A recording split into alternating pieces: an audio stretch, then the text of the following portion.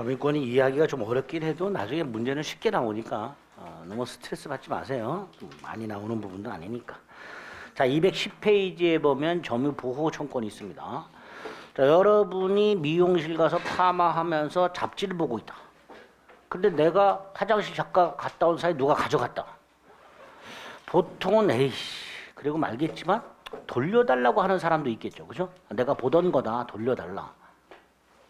상대방이 이렇게 하면 안 돼. 네 거냐? 그럼 할 말이 없죠? 내 건 아니잖아.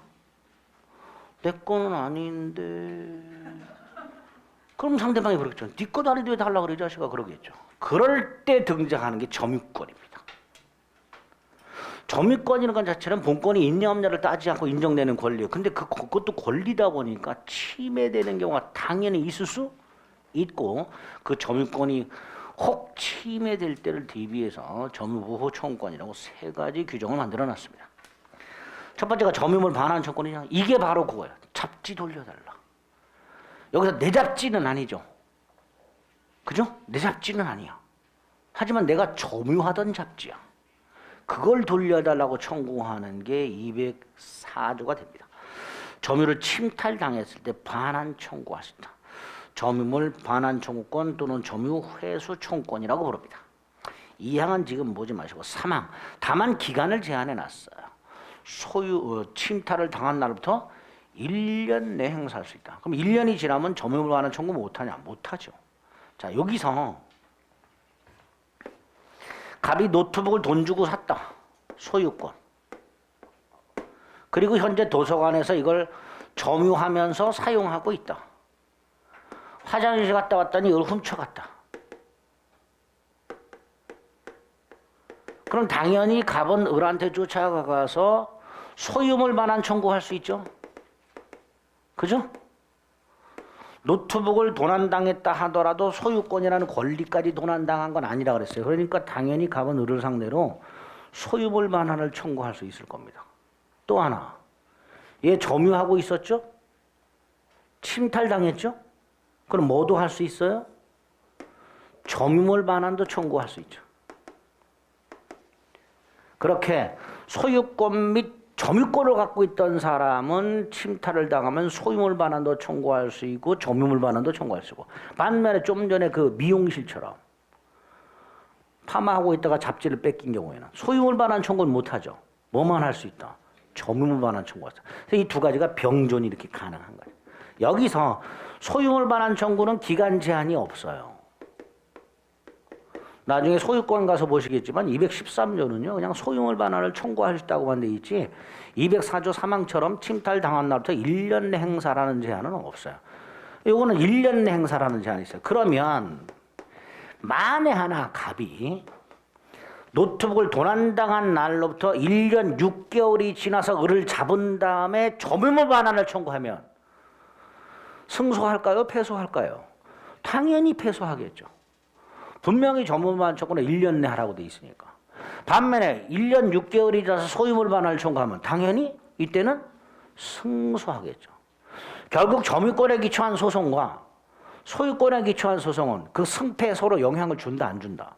당연히 안 주죠. 그게 208조입니다. 볼게요. 먼저 212페이지 맨 밑에 하단 208조 1항. 점유권에 기초한 소송과 본권에 기초한 소송은 서로 영향을 미친다 안 미친다? 안 미친다. 이것 때문에.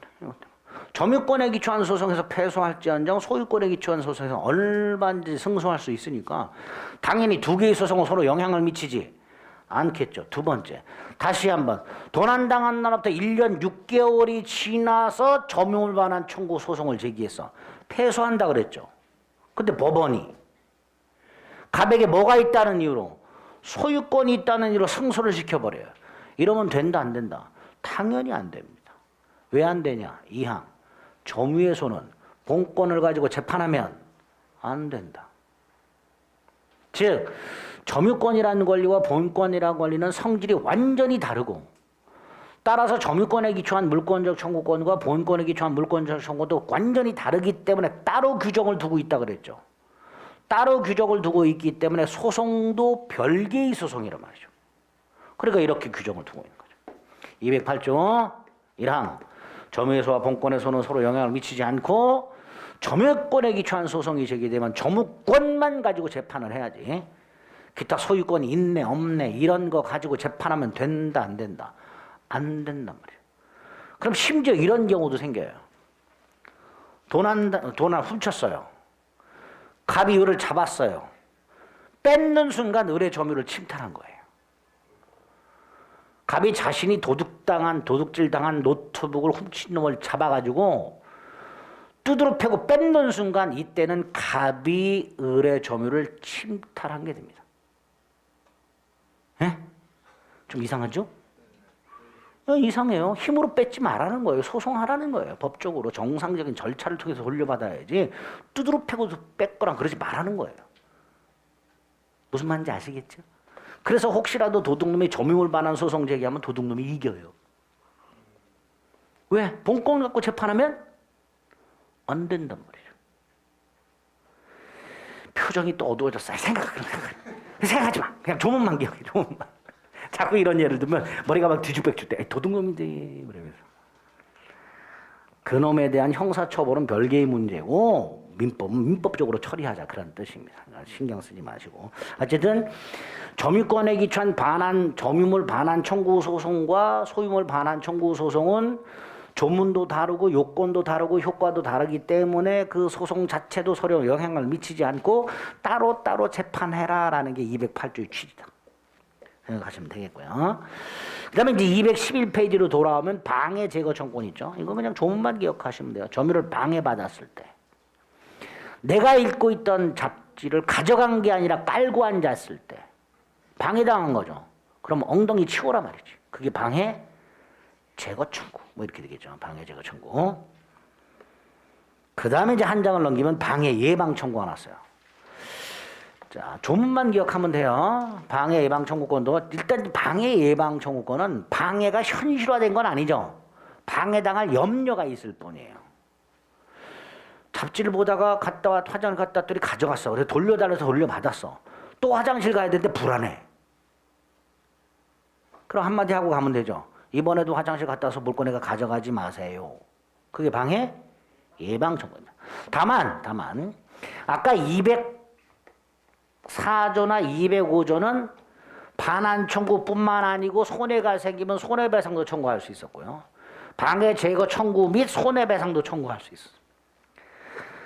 침탈당했을 때 돌려달라는 건 당연하고 플러스 손해까지 있으면 손해배상 청구할 수도 있고 방해도 마찬가지다. 방해 제거 청구 및 손해배상까지 청구할 수도 있는데 방해 예방은 아직 방해가 현실화되지 않은 거죠. 그래서 방해 예방 밋이 아니고 또는 손해배상의 담보. 내가 분명히 너한테 가져가라 소리 하지 마. 가져가지 마라고 얘기했음에도 불구하고 네가 가져갈 때를 대비해서 가져가면 나는 마음의 상처를 입을 거다. 미리 담보 내놔라. 10,000원. 또 가져가면 이거 내 거야. 이런 식으로. 그게 손해배상의 담보가 돼요. 근데 그걸 또 눈으로 해놨다는 거. 그래서 요 206조는 요것만 물어봐요. 요것만. 반환과 방해 제거는 및 손해배상 청구와 결합이 되어 있지만 방해 예방은 또 눈으로 되어 있다는 거. 그래서 요거는 여러 차례 방해 예방과 함께 손해배상의 담보를 청구했다. 이렇게 출제된 경우가 있습니다. 틀린 지문이라는 거. 그것만 206조에서는 확인하시면 되겠습니다. 206조 조문 박스 밑에 3번에 보면 방해 예방 또는이라고 따옴표를 해놨죠. 그래서 가로 안에 보면 방해 예방과 함께 라고 출제하는 경우가 있더라고요. 이거 의식적으로 신경 쓰지 않으면요. 시험장에서 잘 못 골라내요. 여러 식으로도 출제가 되니까 점유권에 기초한 물권적 청구권 3가지.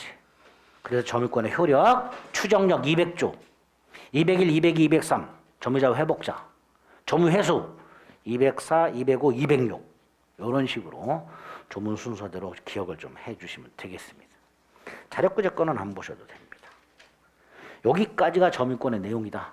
오늘 기본 과정에서는 점유권이란 게 어떤 권리고 그 점유권을 규율하는 조문들이 있었는데 그 조문들 중에서 중요한 것들 몇 가지 체크해 드렸으니까 그 정도만 생각해 주시면 됩니다.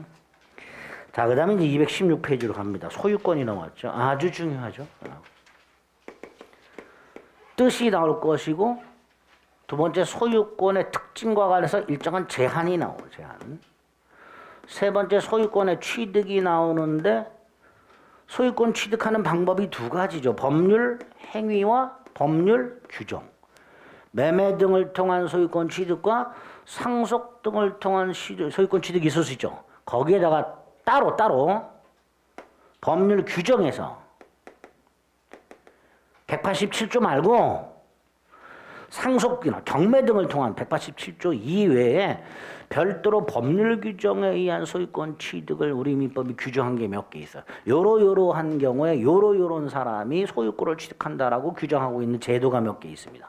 취득시효가 있고, 무주물 선점, 유실물 습득, 매장물 발견에 의한 소유권 취득이 있고, 첨부에 의한 소유권 취득이라고 세 가지 부합, 혼화, 가공에 의한 소유권 취득이 있습니다. 이런 식으로 우리 민법이 따로 법률 규정을 만들어서 일정한 요건 하에 일정한 자가 소유권을 취득하도록 규정하고 있는 것들이 있다. 이게 핵심입니다. 그중에 취득시효가 제일 중요하고요. 첨부 중에 부합이 중요합니다. 나머지는 조문만 기억하시면 돼요. 네 번째, 소유권의 효력은 별거 없습니다. 소유권에 기초한 물권적 청구권 213조, 214조만 간단히 확인하시면 돼요. 마지막으로 공동소유가 나옵니다. 공동소유는 세 가지 형태가 나와요. 공유, 합유, 총유. 그중에 또 공유가 중요하죠. 그래서 소유권에서는 일단 기본적으로 취득시효 문제하고요. 공동소유 중에 공유 문제는 꼭 나온다라고 생각하시고 접근하시면 돼요. 두 문제는 꼭 나오고 거기에 추가해서 나머지 나올 수 있다라고 생각하시고 접근하시면 됩니다. 216페이지에 보면 소유권의 뜻이 나왔죠. 일단 소유권은 완벽하게 물건을 사용식 처분까지 할 수 있죠. 완전 물권 이렇게 부르죠. 완전 물권. 특징은 뭐 신경 안 써도 되고요. 맨 밑에 보면 소유권의 내용이라고 사용식 처분할 권리가 있어요. 다만 이 소유권은 일정한 제한이 가해져 있습니다. 즉 내가 어떤 물건을 무제한으로 사용식 처분하는 게 아니라 법률의 범위 내에서 법률로 소유권을 제한할 수 있도록 해놨습니다. 맨 밑에 보면 소유권은 무제한이 아니라 법률의 범위 내에서 소유물을 사용식 처분할 권리를 내용으로 한다. 그래서 법에서 소유권을 얼마든지 제한할 수 있는 거죠. 국가가 강제적으로 땅을 수용하거나 이런 식으로 얼마든지 제한을 할 수 있게 됩니다. 오른쪽 보면 가운데 또 나와 있죠. 4번의 양가로 2번. 또 하나는 소유권의 범위와 관련해서 특히 토지 소유권의 범위. 최근에 서울 같은 경우에 음마아파트 재건축 진행 중인데 그 밑에 GTX 들어간다고 난리 났죠. 음마아파트 소유자들이 국토교통부 가가지고 머리 두르고 데모하고 지금 난리가 났죠. 왜 그럴까요? 이 부지 밑 60m 아래에 GTX가 들어간 거죠. 자, 이때 음마아파트 소유자들은 뭘 주장하는 거예요? 토지 소유권 주장하는 거죠. 나의 토지 소유권이 여기까지 미친다. 왜 내 땅 밑에 함부로 GTX를 넣냐? 반면에 국가 입장은 뭐예요? 토지 소유권의 효력은 여기까지 미치지 않는다. 이렇게 주장할 수 있는 거죠. 이렇게 주장하는 근거가 뭐예요? 212조죠. 소유권은 정당한 이익이 있는 범위 내에서 토지의 상하에 미친다라고 되어 있습니다.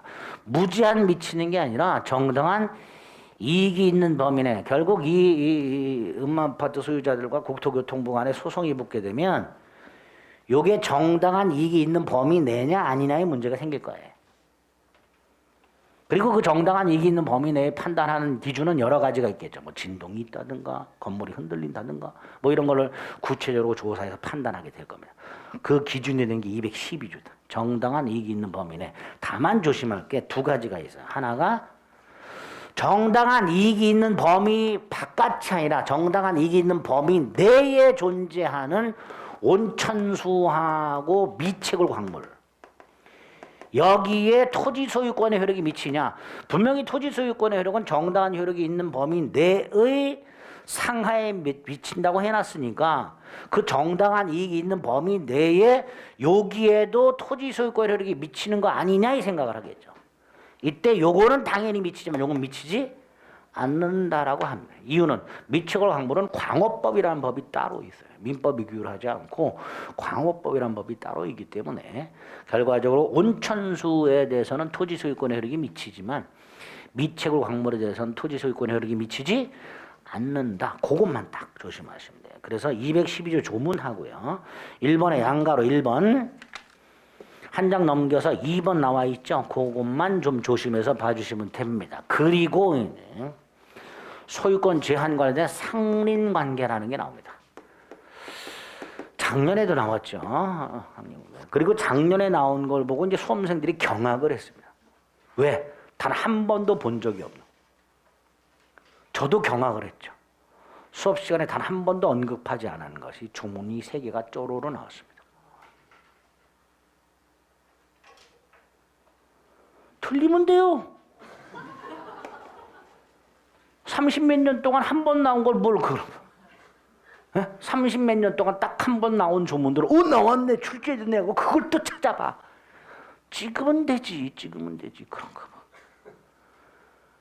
아직까지는 절대평가기 때문에 자주 나오는 것만 맞추면 돼요. 그거 가지고 틀렸다고 경악을 하고 왜 경악을 해? 그런 분들 보면 대부분 다른 거 다 틀렸어. 기본이 되는 거. 아니 기본이 되는 거 맞추면 되지. 기본이 되는 거면 저도 60, 70점 다 나오는데 그 문제 때문에 떨어졌대. 예? 네가 한 번도 얘기 안 한 그 문제 때문에 떨어졌대. 뭔 말도 안 되는 소리 하고 있어. 가끔 뒤통수 때리는 부분이 여기에. 자, 상린관계는 서로 상자 이웃인자를 써요. 즉 인접한 부동산 소유자 사이에 충돌이 일어날 수가 있지. 그죠? 건물도 마찬가지죠. 층간소음 같은 것들. 이렇게 인접한 부동산 소유자들 사이에 충돌이 일어날 때를 대비해서 미리 만들어 놓은 법률 관계를 뭐라 한다? 상린관계라고 합니다. 일단 소유권의 규정을 두고 있지만 소유권자들 사이에만 적용이 되는 건 아니고요. 예를 들어 갑소유 땅이 있고 을소유 땅인데 을소유 땅에 지상권자 병이 있어. 이렇게도 충돌할 수 있죠. 여기도 당연히 적용을 하겠죠. 또 만약에 인접한 부동산 소유자들 사이에 충돌이 생겼을 때 지들끼리 합의로 해결하는 게 제일 좋겠지. 합의가 안 될 때 민법이 개입을 하겠죠. 즉 보충적으로 적용이 돼요. 물권에 관한 규정들은 대부분 강행 규정인데 상린관계에 관련된 규정들은 대부분 임의 규정의 성격을 갖고 있습니다. 그 다음에 이 상린관계에서 출제되는 형이 두 덩어리예요. 하나가 조문 출제야. 조문. 근데 이 조문이 굉장히 많아요. 40개가 넘어요. 그래서 상린관계 조문이 나올 때를 대비해서 민법 조문집 찾아가지고 그 40개가 넘는 상린관계 조문을 달달달 외우려고 하시는 분들이 계시는데 그러지 말고 다른 거 해. 그 시간에. 그거 외우지 마시고. 가끔 등장하는 게 30몇 년 만에 한 번씩 나오는 거 작년 같은 그런 거 말고 가끔 등장하는 조문이 몇 개 있어요. 그거는 이제 정리하고 들어가시면 돼요. 조문만 간단히 확인하고 들어가시면 되고 그다음에 상린관계에 골라서 이제 권리가 몇 개가 나와요. 뭐 인지사용 청구권이라든가 생활방해 금지 청구권이라든가 등등등 나오는데 다 필요 없고 219조 주의투지토인권만 정리하시면 돼요. 이런 거 나오면 맞추면 돼요. 기타 나머지 아까 말씀드린 20년, 30년 만에 한 번씩 등장하는 거 이런 것들은 개무시하자. 괜히 그런 것까지 볼 필요는 없고 218페이지에 보면 상린관계 뜻이 있습니다. 법적 성질이 있고요. 적용 범위가 나옵니다. 일단 이 3가지 기억하시고 4번에 보면 지역권과의 구별이라고 되어 있는데요. 이건 나중에 물권 강론 뒤에 가면 지역권이라는 권리가 나오는데 이 상린관계하고 지역권이 외형상 대단히 흡사해요. 지금 주의투지통행권이라는 게 있잖아요. 그죠? 근데 지역권에 가면 통행지역권이라는 게 나와요. 상린관계에 보면 공유하천 용수권이라는 게 나와요. 근데 지역권에 가면 용수지역권이라는 게 나옵니다. 이 상린관계에 있는 내용들하고 지역권에 있는 내용들이 외형상 대단히 흡사하기 때문에 수험생들이 구별을 잘 못해서 구별하라는 문제가 간혹 나와요. 나중에 지역권 보고 나서 구별할 겁니다. 그 문제의식만 생각해 두자. 그리고 이제 오른쪽에 보면 상린권이 먼저 나왔죠. 상린권과 관련해서는 별도의 독립한 권리는 아니고 소유권으로서 파생된 권리예요. 그죠? 소유권으로부터 파생되어 있는 소유권에 포함되어 있는 권리들입니다. 그러니까 당연히 소유권하고 운명을 같이 하겠죠. 따라서 소유권처럼 소멸시에 따로 걸리지 않는다. 뭐 그런 특징이 있을 수 있는데 그 상린 권고 안에서 권리가 몇 개 나와요. 인지사용 청구권, 다음 페이지 생활방해 금지 청구권 뭐 이런 것들이 나오는데 필요 없고요. 221페이지 주의투지 토행권이 문제입니다. 실제로 요거는 당사자들의 다툼이 되게 많아요. 근데 이 주의투지 통행권에 대해서는 조문이 두 개가 있어요. 219조하고 220조가 있고요. 219조는 유상통행권이고요. 다시 말해서 통행료를 지급을 해야 되는 경우고요. 220조는 무상통행권, 무상. 즉 통행료를 지급하지 않아도 됩니다. 그 중에 219조 유상통행권이 원칙인데요. 조문을 봅니다. 이렇게 되어 있죠. 221페이지 219조 어느 토지와 공로 사이에 그 토지 용도에 필요한 통로가 없는 경우에 이게 첫 번째 그 토지 소유자는 주의 토지를 통행하거나 통로로 하지 아니하면 공로에 출입할 수 없거나 또는이죠. 없거나 또는 과다한 비용을 요할 때 여기서 끊고 그 주의 토지를 통행할 수 있고 주의투지소의 허락을 받는 게 아니에요. 주의투지의 승낙을 받으라고 안 돼 있어요. 그냥 통행할 수 있고 심지어 통로를 개설도 할 수 있다. 그죠? 자, 이런 경우를 생각해 보자요. 갑소유 땅과 을소유 땅이 인접해 있는데 이쪽으로 공로가 마련이 돼 있더라고요. 공로. 공로가 뭐죠? 일반인의 통행에 제공되는 도로. 누구든지 별다른 제한 없이 통행이 가능한 도로. 이게 공로예요. 그런데 갑수요 땅이 맹지야. 맹지가 뭔지 아시죠? 사면이 둘러싸인 땅. 즉 공로와의 통로가 없는 땅이에요. 이런 경우에 얘는 을소유 땅을 통행하지 않으면 공로 출입이 불가하지요. 날개를 달지 않는 한 불가하단 말이야. 자, 이런 경우 하나 있을 수 있고 두 번째 역시 공로는 이렇게 되어 있고 갑수요 땅과 을소유 땅이 인접해 있는데 갑수요 땅으로부터 공로로 출입이 가능한 통로가 있기는 있어. 근데 이 폭이 너무 좁아.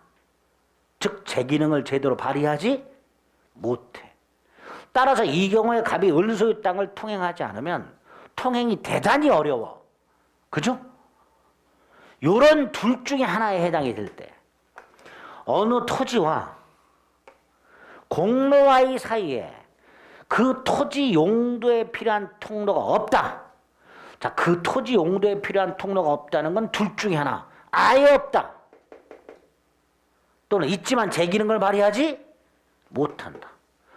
당연히 이럴 때 가면 부득이 을소유 땅을 통행할 수밖에 없을 것이다. 그래서 마련된 게 219조다.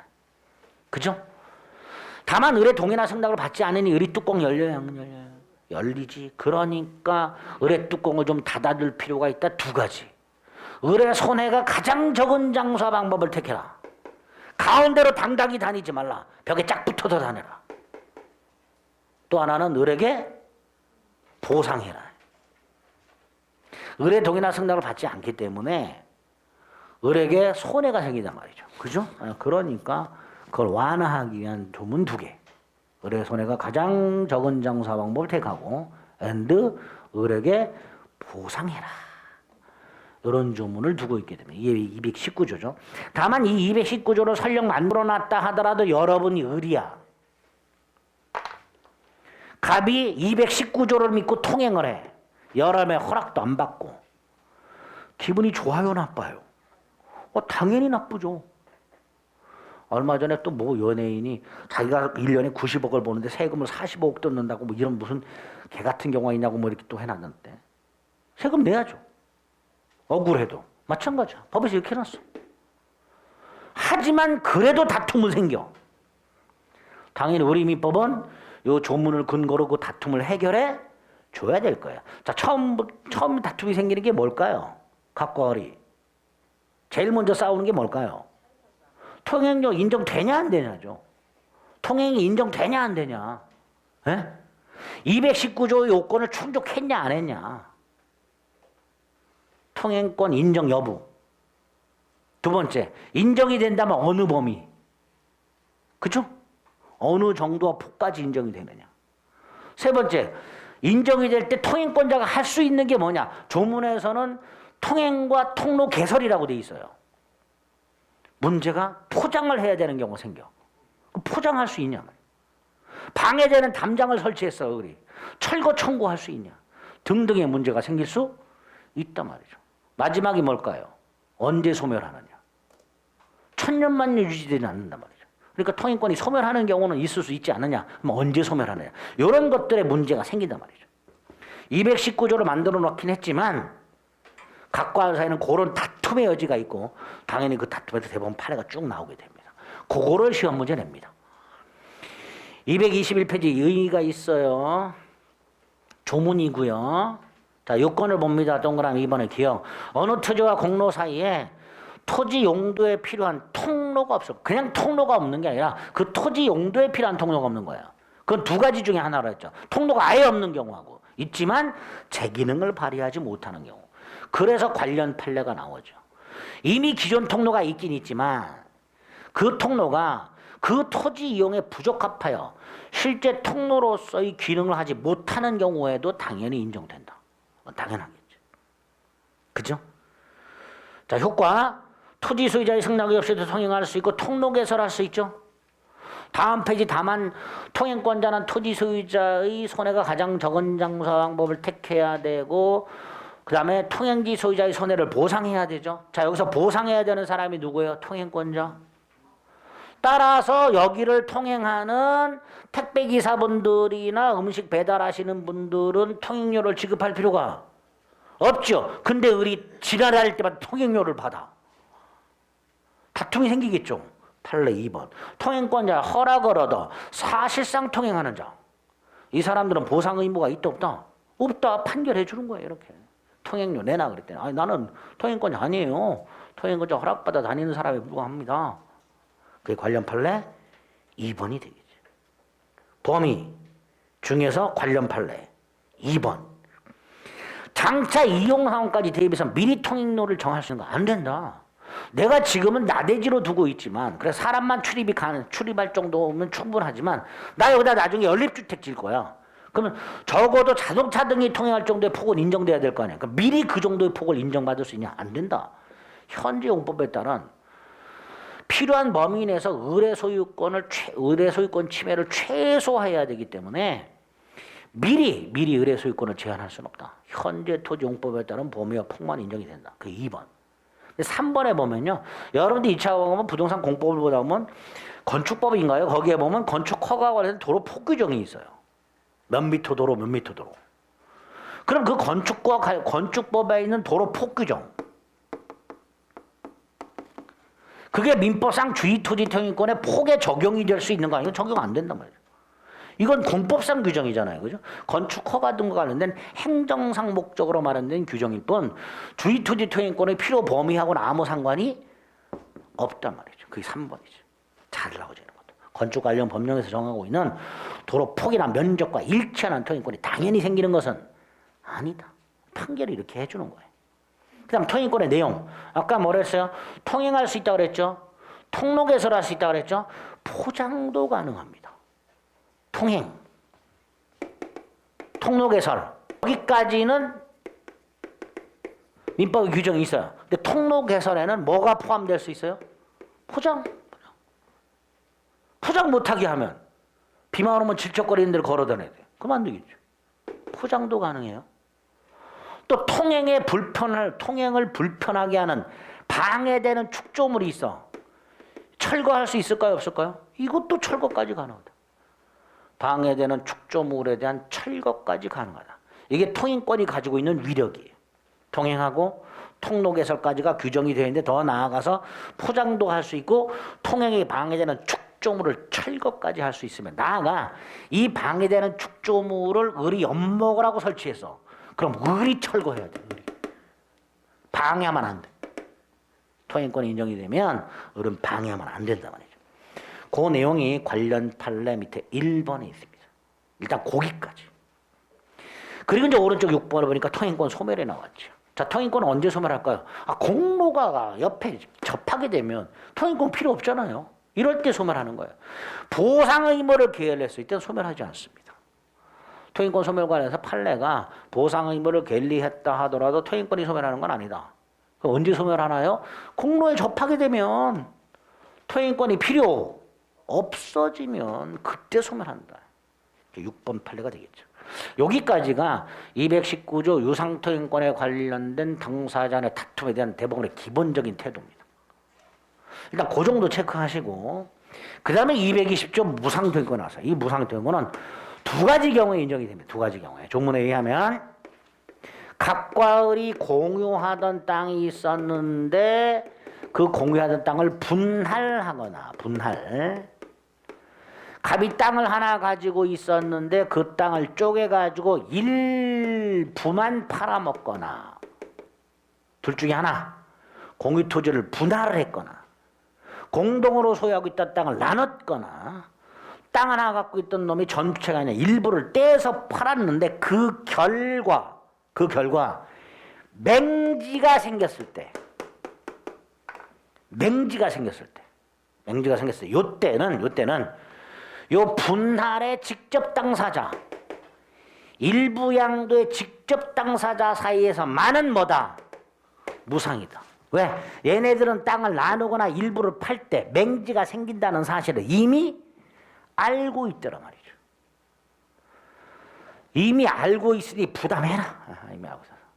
그러니까 무상이 됩니다. 220조를 보면 1항에 분할로 인하여라고 된 이 분할은 공유토지 분할을 말합니다.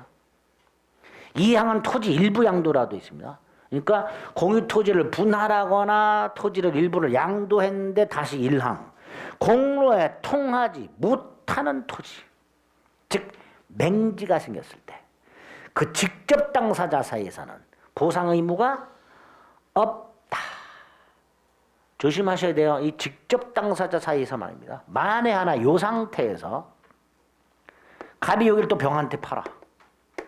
을병은 일부양도 직접 당사자가 아니죠. 다시 유상으로 돌아갑니다. 직접 당사자 사이에서만 무상통권이 인정된다라는 것 관련 판례 1번 그 정도. 일단 상린관계 중에 상린권 중에서 주의투지 통행권이 유력하니까요. 이 정도만 정리하시면 되고 조문은 223페이지부터 224페이지까지 가끔 출제되는 것들을 모아놨습니다. 이건 이제 나중에 시험 직전에 한번 보고 들어가시면 충분히 푸실 수 있는데 다만 시험 지문으로 자주 등장하는 것 중에 하나가 224페이지에 있는 맨 위에 237조입니다. 거기에 보면 경계표 담 설치라고 돼 있어요. 갑소유 땅과 을소유 땅이 인접해 있는데 담이 없어. 시골 가면 담 없는 집 땅들 많지요. 이때 갑과 을은 공동비용으로 담을 설치할 수 있도록 해놨어요. 그게 237조입니다. 인접하여 토지를 소유한 자는 공동비용으로 일반적인 경계표나 담을 설치할 수 있는데 비용 들어가죠. 이때 비용이 두 가지예요. 하나가 측량비용. 담 설치하기 전에 경계를 확실하게 위해서 측량부터 해야 되죠. 측량하고 담 설치하겠죠. 설치 비용이 납니다. 즉 공동으로 담 설치할 때 들어가는 비용이 측량비 먼저 들어가고 설치비가 들어가요. 이때 측량비는 어떻게 부담해라? 면적비례. 측량비는 어떻게 부담한다고요? 면적비례. 설치는 공동, 반반씩. 그거 조심하셔야 돼요. 그것만 구별하실 수 있으면 됩니다. 측량비용은 면적에 비례해서 부담하고 설치비용은 절반씩 부담하도록 합니다. 이렇게 설치한 경계표는 239조 공유로 추정합니다.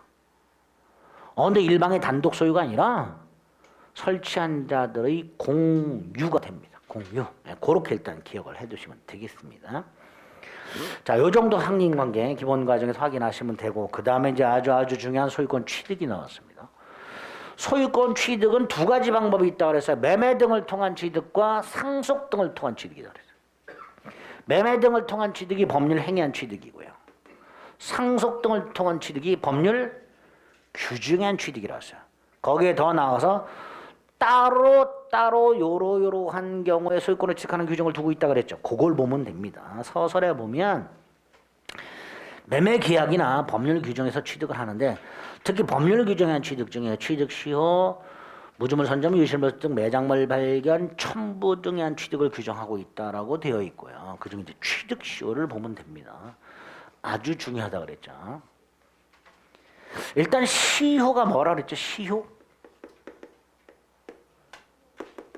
시간 경과의 효력이라서 일정한 법에서 정한, 쉽게 말하면 법에서 정한 일정한 기간이 지났을 때 그때의 효력을 시효라고 하고, 두 종류가 있어요. 권리를 소멸시키는 경우, 이걸 뭐라 그래요? 소멸시효. 반대로 권리를 취득하는 거, 이걸 뭐라 그래요? 이걸 취득시효라고 하는 거예요. 그중에 이제 취득시효만 전면적으로 우리 시험 범위에 있습니다. 소멸시효는 그 자체는 우리 시험 범위가 아니고 취득시효만 우리 시험 범위. 그럼 취득시효가 뭐냐? 말 그대로 권리를 취득하는 거죠. 일정 기간이 지나야 된다 그랬죠? 엔드 점유를 해야 돼요. 갑소유 땅을 을이 점유를 하고 일정 기간이 지나면 을이 소유권을 취득해. 이런 게 취득시효예요. 시골이나 뭐 도시인지도 마찬가지지만 갑소유 땅과 을소유 땅이 있더라.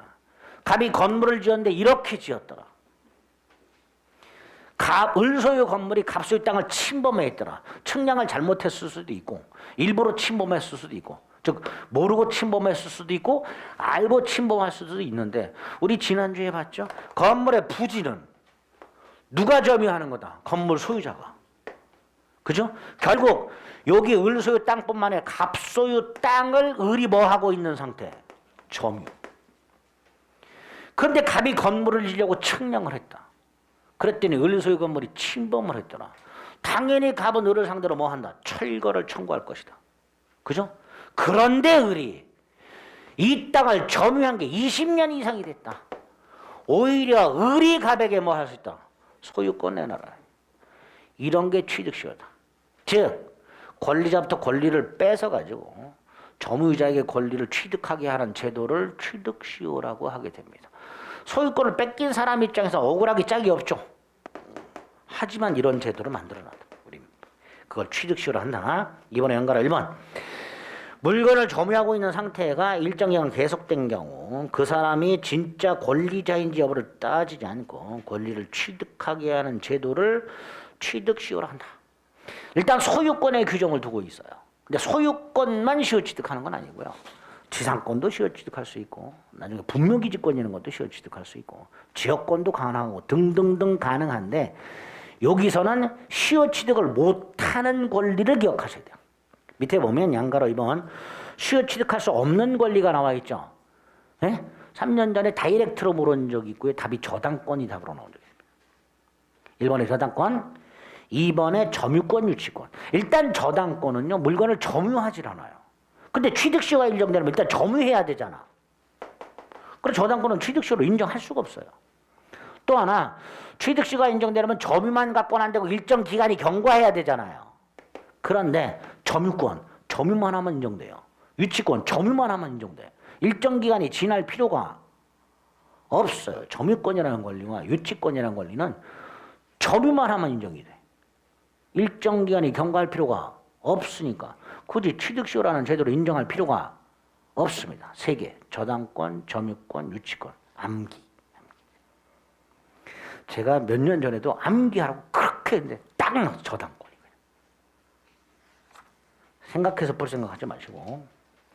자, 그래서 취득시효라는 제도의 뜻이 나왔고, 취득시효라는 제도를 통해서 취득할 수 있는 권리, 없는 권리 중에서 없는 권리 암기를 했고, 세 번째, 소유권에 있는 취득시효 유형.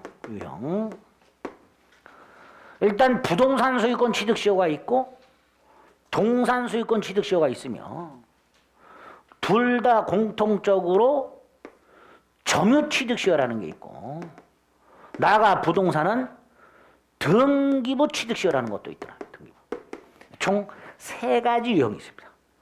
부동산 소유권 점유 취득시효, 부동산 소유권 등기부 취득시효, 동산 소유권 점유취득시효. 이렇게 총 세 종류가 있고요. 각각 순서대로 245조 1항, 245조 2항, 246조 1항, 2항 이렇게 규정을 두고 있어요. 그중에 이 동산 소유권 점유취득시효는 나중에 조문만 확인하시면 되고요. 요 두 놈이 문제입니다.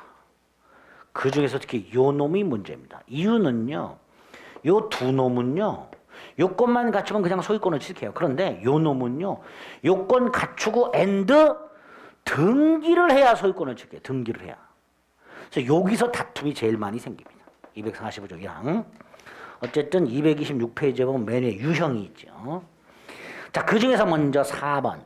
부동산 소유권 취득시효라고 245조 1항이 점유취득시효고 2항이 등기부 취득시효입니다. 1항을 보면 이렇게 돼 있죠. 20년간, 20년간이란 건 20년 계속, 20년 이상을 계속 이런 뜻이에요. 20년 이상을 계속 소유의 의사로 자주죠. 평온하고 공연하게 부동산을 점유한 자는 아까도 말씀드렸듯이 일단 부동산을 점유하면 점유권 인정이 돼. 거기에 더 나아가서 그 점유가 20년 이상 계속이 됐고 소유의 의사로 점유했고 평온하게 점유했고 공연하게 점유했다면 플러스 소유권을 취득한다. 단 등기를 함으로써 이게 245조 점유취득시효입니다. 반면에 등기부 취득시효는 일단 부동산의 소유자로 등기를 해야 돼요. 소유자로 등기하면 소유자잖아. 그런데 100%는 아니라 그랬어요. 우리 민법에서 내가 소유자로 등기되어 있다 해서 다 소유자는 아니라 그랬습니다. 좀 오래됐죠. 친일파 후손들의 재산 찾기가 문제가 된 적이 있었죠. 혹시 기억나세요? 친일파 후손들이 자신이 소유권이 있다고 국가를 상대로 소송을 제기하고 승소하는 사건들이 빈번했습니다. 그래서 특별법까지 만들었어요. 자, 어떤 경우냐? 예를 들어 친일파 갑이 있었어요. 근데 이 갑이 해방이 된 후에 갑소유 땅을 국가가 환수를 했어요. 그리고 일반인에게 분양을 했어요. 그 상태에서 얘가 국가를 상대로 소송을 제기했습니다. 그런데 이 환수에 관한 법적 근거가 없었어요. 그 환수가 무효죠. 그럼 국가로 등기가 넘어와도 무효죠. 무효죠. 얘가 승소를 해요. 40년, 50년이 지나도. 그래서 재산 다 찾아가서. 제일 심했던 게 뭐예요? 연립주택 100m가 날아간 사건이 있었죠. 그 땅에 지어있던 연립주택 100m가 싹 날아간 사건이에요. 소유권 다 상실하고. 법이 가혹하죠. 에? 근거가 없습니다. 소유자로 아무리 등기가 돼 있다 하더라도 무효인 경우가 생길 수 있단 말이죠. 그 사람, 그렇게 무효 등기된 자, 그 사람이 10년 이상 소유의 의사로 평온하고 공연하게 선이며 과실 없이 무과실이 나오네요. 그 부동산을 점유하게 되면 이미 소유자로 등기돼 있죠. 소유권을 취득한다. 이게 등기부 취득시효입니다. 그 사건에서 이런 경우에 등기부 취득시효가 인정이 안 돼서 40년, 50년 지나가지고 소유권을 상실한 사람들이 속출했죠. 그래서 그 재산 환수 특별조치법을 만들어가지고 다 환수하고 있죠. 환수하고 있는데 어쨌든 그런 문제가 생길 수 있게 됩니다. 법적 근거가 없다면. 자, 일단 조문 2개 확인했어요. 자, 1항하고 2항의 차이가 있어요. 하나는 20년, 하나는 10년. 그죠? 그리고 하나는 선의무과실이 필요 없지만 하나는 선의무과실이 필요하죠. 또 하나는 등기해야만 소유권을 취득하고 또 하나는 이미 소유자로 등기돼 있으니까 바로 소유권을 취득하죠. 분명한 차이가 있죠. 일단 조문 가지고 두 개의 차이를 좀 구별하시고 유형 말씀드렸습니다. 밑으로 쭉 내려가 동그라미 2번을 봅니다. 자, 일단 이 취득시효 245조 1항과 245조 2항을 나눠가지고 부동산 점유취득시효와 부동산 등기부 취득시효 분명히 요건이 다르잖아요. 그죠? 그 개별적인 요건을 살펴봐야 되는데 그 전에 공통 요건 몇 가지 보자. 기억 주체. 누가 취득시효를 통해서 권리를 취득할 수 있는가? 당연히 권리를 가질 수 있는 자, 자연인 법인이 되겠죠. 그죠? 뭐 그런 거 정도 해요. 객체는 부동산도 되고 동산도 되는데 여기서 문제가 되는 게 몇 개 있었다. 첫째, 자기 거 되냐? 된다. 내 건데 내 거임을 증명하기 어려울 때 취득시효권을 갖췄네? 그럼 취득시효 주장하는 게 더 나아요. 왜? 추정 규정이 있거든. 그래서 자기 소유 물건 된다. 자, B는요, 아무것도 아닌데 최근에 나와요. 성명불상자라고 돼 있죠. 이름이 좀 불쌍한 사람이겠지. 춘삼이 뭐 이렇게. 혹시 여기 춘삼씨가 있을지 모르겠다. 죄송합니다. 그게 아니고요. 성과 이름이 불분명한 자를 성명불상자라고 합니다. 누구 소유인지 소유자가 불분명한 물건. C. 토지 일부. 갑소유 땅. 아까 보세요. 이 갑소유 땅이 이만큼인데 그 중에 일부를 점유했어. 이것도 되냐? 된다. 토지 일부 된다. 오른쪽 D. 공유지분. 공유지분이란 건 이런 거예요. 갑과 을이 공유하던 땅이 있어. 갑이 2분의 1 지분, 을이 2분의 1 지분을 가지고 있는데 병이 여기를 20년을 점유해. 그럼 병은 갑에게 이전 등기, 을에게 이전 등기 청구하겠죠. 지분. 공유지분도 된다. 이 국유재산, 국가재산. 근데 이 국유재산은요, 두 종류가 있어요. 일반재산이 있고 행정재산이 있어요. 일반재산은 예전에 잡종재산이라고 불렀어요. 자, 일반재산과 행정재산이 어떤 차이가 있냐? 행정 용도가 정해져 있냐 아니냐. 국가 소유 땅이 있는데 이 땅은 관공서 부지로 딱 정해져 있어. 그럼 행정재산이 돼요. 근데 아무것도 행정 목적이 정해져 있지 않아. 그 일반재산이에요. 이렇게 나눈 다음에 일반재산만 된다. 뭐만 된다고요? 일반재산만 된다. 일반재산만. F는 지금 보지 마시고 G를 봅니다. 집합건물의 공용부분이라고 돼. 이건 좀 웃겨요. 우리 복도식 아파트를 보면요.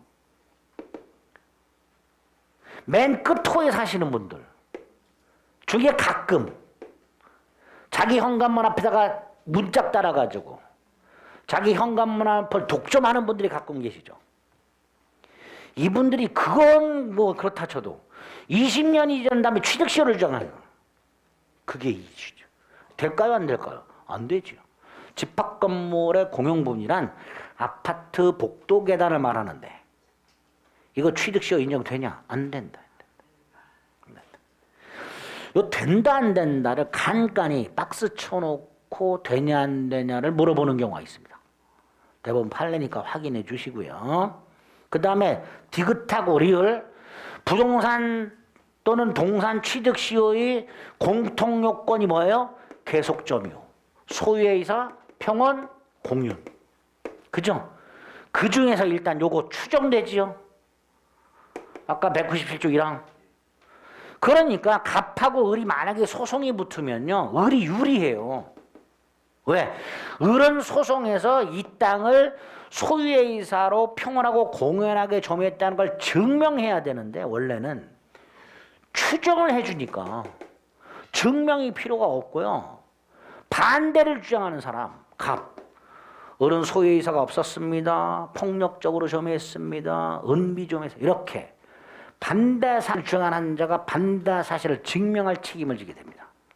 그러니까 이 추정규정 때문에 이렇게 소송이 붙으면 을이 승소할 가능성이 커요. 그래서 문제가 아주 심각해요. 그래서 대법원은 최근에 이 요건을 아주 좁게 해석하는 경향이 있어요. 소유자들의 불만이 많기 때문에 최근에는 좀 엄격하게 해석하는 경향이 있습니다. 어쨌든 조문상으로는 을이 이길 가능성이 높답니다. 왜? 추정규정이 있으니까. 자, 문제가 되는 게 20년 계속점입니다. 자, 나머지는 그장 추정을 한다 그랬어요. 그죠? 아이고야. 그래. 요거. 갑하고 을이 소송이 붙었을 때, 을은 이 땅을 20년간 소유의사로 평온하고 공연하게 점유해야 되는데, 갑하고 을이 소송이 붙었을 때, 이거 추정되니까, 그냥 추정해주죠, 이거는. 증명 안 해. 근데 요게 문제죠. 20년 계속 점유를 추정을 받으려면 아까 198조에서 뭐라고 돼 있었죠? 전후 양시점에 점유해야 된다 그랬죠. 이 전후 양시점의 점유 사실이 인정이 되어야 20년 계속 점유가 추정이 되니까 을의 입장에서는 20년의 간격을 두고 양시점의 점유 사실을 인정을 받아야 취득시효로 인정받게 됩니다. 그죠? 여기서 이 양시점이 언제와 언제냐, 언제와 언제냐. 우리 대법원 을이 최초로 점유를 시작한 때, 그리고 그때부터 20년이 된 때, 이걸 시효 완성이라고 부릅니다. 을이 20년 계속 점유를 추정받으려면 처음에 갑술땅을 점유한 날, 그리고 그때를 기산일로 해서 20년이 되는 날 각각 점유 사실을 인정받아야 20년 계속 점유를 추정한다라는 게 판례예요. 근데 여기서 문제가 생겨요. 을이 이 날짜를 기억을 못해요. 특히 뭐 상속 같은 게 얽히면요, 아버님이 일제시대부터 할아버님이 점유를 시작했다고 했는데 뭐 이래 완전히죠. 언젠지 몰라요. 이 날짜를 몰라. 이 날짜를 모르면 이 날짜도 안 나오죠. 이런 문제가 생겨요. 실제로 우리 대법원이 최초 점유한 날과 그때부터 20년이 되는 날짜를 특정해서 그 특정한 두 날짜의 점유 사실을 인정받아라. 그래야 20년 계속 점유를 추정해 주겠다. 그런데 을이 이 날짜를 기억을 못해. 그러다 보니까 을이 현재 점유하고 있는 날, 이건 날짜 나오죠. 그때를 시작해서 역산을 해. 그러면 날짜 나오죠. 요 두 시점을 주장하는 놈이 생겨요. 이렇게. 을이 최초 점유를 개시한 날을 기억을 못하기 때문에 실제 소송에서 보면 현재 점유한 날을 기준으로 해서 기간을 역산해서 날짜를 잡은 다음에 요때 점유하고 있으니 계속 점유 추정해 주세요. 이렇게 주장하는 놈이 생깁니다. 우리 대법원 이거 인정하지 않습니다. 그게 20년 계속점에서 중요합니다. 227페이지 동그라미 3번. 기억 227페이지 밑에 점유는 20년간 계속돼야 되는데 중요한 게 니은 점유를 개시한 기산점 언제냐? 최초로 점유한 날, 그때부터 20년이 되는 날. 따라서 A 역산 허용된다 안 된다? 안 된다. 기산일 임의로 선택할 수 있다 없다? 없다. 근데 판례가 뭐라고 얘기하냐면 점유기간 동안 등기명의자가 동일하고 소유자의 변동이 없는 경우 이외에는 최초 점유를 개시한 날부터 기산을 하라. 임의로 기산을 선택할 수 없다. 역산 허용할 수 없다. 이게 원칙. 근데 그걸 잘 읽어보면 점유기간 동안 등기명의자가 동일하고 취득자의 변동이 없다면 선택할 수 있죠. 예외가 나오게 됩니다. 판례 문구에 의하면 함부로 너 선택 못하고 역산 못하는데 단 소유자의 변동이 없어. 계속 갑소유야.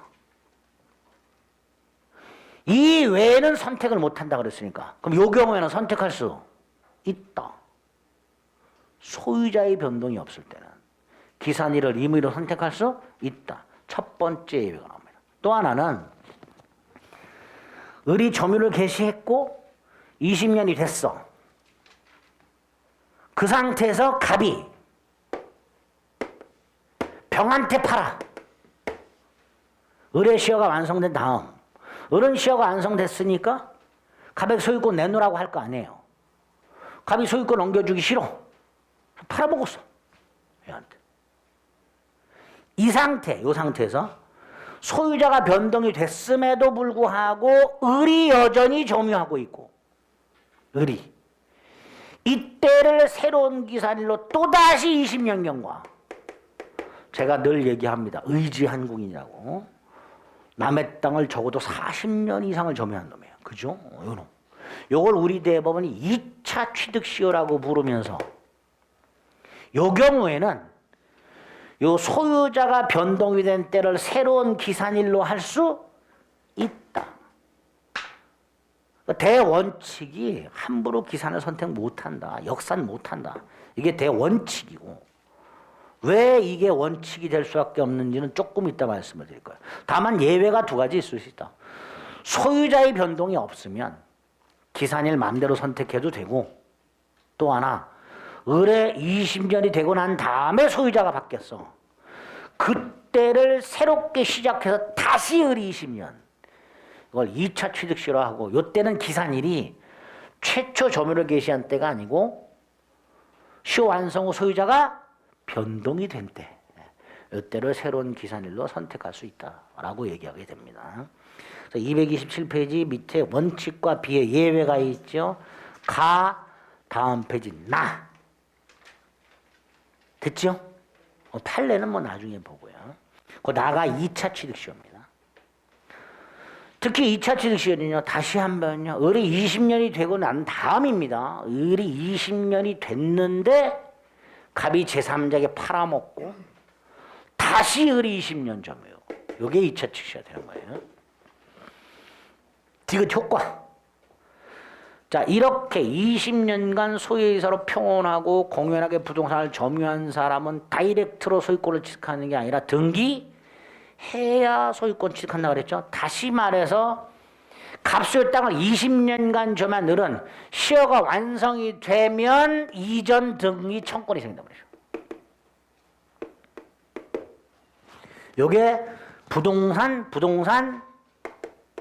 점유 취득시효 완성자의 이전 등기 청권이다. 부동산 점유 취득시효 완성자의 이전 등기 청권이라고 부르는 겁니다. 시효 이익이라고도 부르고요. 시효 완성의 효과라고도 부릅니다.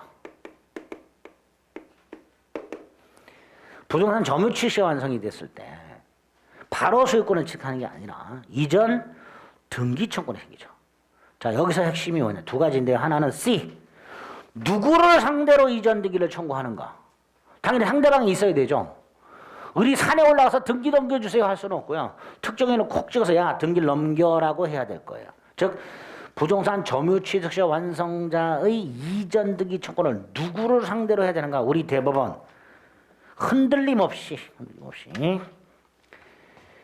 20년이 되는 날 시효 완성 당시의 소유자 20년이 되는 날, 딱 그 날짜의 소유자. 그러면 예를 들어서 갑소유 땅을 을이 점유를 개시했어요. 20년이 되는 날 소유자를 상대로 한다 그랬죠. 갑이 중간에 병한테 팔아먹었어. 20년이 되기 전에 을이. 그럼 20년이 되는 날 소유자가 누구예요? 병. 그럼 병을 상대로 이전 등기를 청구하는 거예요. 반면에 20년이 되는 날 소유자가 갑이었어. 그리고 나서 갑이 병한테 팔아먹었어. 그럼 이 병에게는 이전 등기 청구할 수 있다 없다? 없다가 되는 거야. 딱 20년이 되는 날 소유자를 상대로 한단 말이죠. 그래서 아까 기간 역산을 못하게 하는 이유가 이거예요. 을이 현재 점유하고 있어. 이걸 기준으로 역산을 해버리면 20년이 되는 날 소유자가 얘가 돼버리잖아요. 원칙으로 돌아가면 안 되는데 을이 지 맘대로 기산을 선택하면 병은 시효 완성 당시 소유자가 돼버린단 말이죠. 안 되는 거야. 기간 역산 못하게 하는 거예요. 딱 20년이 되는 날 소유자를 상대로 해라. C. 이전 등기 청구의 상대방 판례 점유 취득시효 완성을 원인으로 한 이전 등기 의무를 부담하는 자는 취득시효 완성 당시 소유자. 따라서 다시 한번 을의 시효가 완성된 후에 소유자가 바뀌었을 때 이 새로운 소유자는 이전 등기 의무를 승계한다 안 한다? 승계하지 않는다. 시효 완성 이후 새롭게 소유권을 취득한 제3자에게는 취득시효를 주장할 수가 없게 됩니다. 그 다음 D. 이 이전 등기 청구권 이거 채권이에요. 을은요 등기하기 전에 아직 소유권을 취득하지 못합니다. 따라서 을이 갖는 요 이전 등기 채권은 채권에 불과합니다. 채권이니까 몇 년간 행사 안 하면 소멸해요. 10년. 근데 우리 대법원 을이 점유하고 있어. 그럼 소멸시효에 걸리지 않는다. 을이 점유하고 있을 때는 소멸시효에 걸리지 않는다. 그런데 이 을이 시효가 완성된 후에 등기를 하지 않고 있다가 미등기 전배까지 해버리네. 다른 사람한테 되팔아버려. 점유를 넘겨버려. 그럼 점유 상실했죠. 얘가 만약에 부동산 매수인이었다면 말씀드렸죠. 매수인이 스스로 점유를 하든 점유를 넘겨주든 그 매수인의 이전등기 채권은 소멸시효에 걸리지 않는다 그랬어요. 그러나 취득시 완성자는 점유를 타인에게 넘겨주는 순간 그때부터 10년의 소멸시효에 걸린다 라고 얘기합니다. 괜히 얘기했다. 그냥 소멸시효에 걸리는 게 원칙이지만 기본적으로 그냥 점유하고 있을 때 소멸시효에 걸리지 않아요. 거기까지만. 뒤에 가. 그것만.